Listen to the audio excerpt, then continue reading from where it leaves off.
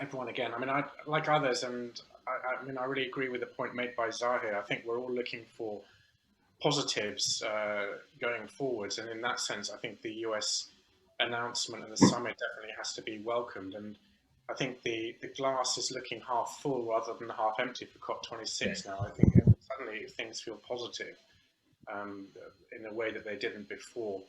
But at the same time, I agree also with the point that I think we've had enough of summits. I don't know how many there have been in the last 12 months, but at least 5 that I'm aware of.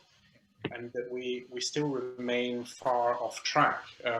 What we've heard is basically numbers on paper that still need to be translated. I came across, well, I was sent a paper by Chatham House a couple of weeks ago before the summit that gave some pretty stark numbers. So this is before the new announcements that there was a 50% probability of more than 2.7 degree warming by the end of the century, and 10% probability of more than 3.5 degrees by the end of the century. And the chances of staying within 1.5 is less than 1%, and of staying below 2, less than 5%.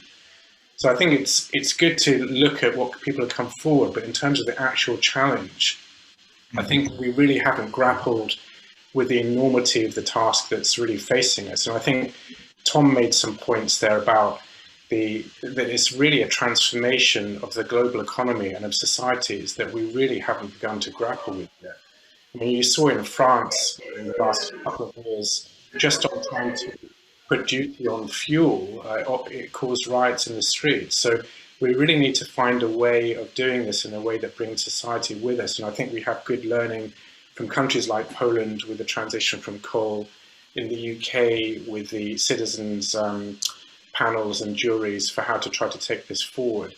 So I think the real key thing now is that this domestic implementation. You know, as others have said, the US we've been bitten twice and been shy twice by the US with both Kyoto and leaving the Paris Agreement. So the real key now is to put in place the policies to actually deliver. And you know, when you look at the US cuts, the proposed cuts, it's impressive. But when you look at the per capita emissions, it's slightly less impressive. There's still a long, long way to go. So I think what we really need to see between now and COP26 is the domestic policies to be put in place. And I would just say one thing on adaptation, which has been raised a number of times. Having been involved in trying to set up these summits at leader level, the real challenge for adaptation, beyond the finance discussion, so finance has to be discussed, but beyond the finance issue, the struggle with adaptation is it's very difficult to frame the discussion in a way that is as tangible as it is in a multilateral context than it is for mitigation. We know what the mitigation gap is, we know what countries need to do, we can applaud when they come forward with new NDCs, but the landscape of adaptation is a lot more fragmented, and it's much harder to put a conversation forward that people can rally around on a multilateral level. And that's a challenge that the COP26 presidency is really going to need to deal with for Glasgow. Yeah. So thank you for flagging the challenge of adaptation. That's why under convention we have Cancun adaptation framework, and say all countries are going to formulate their national adaptation plan, NAF.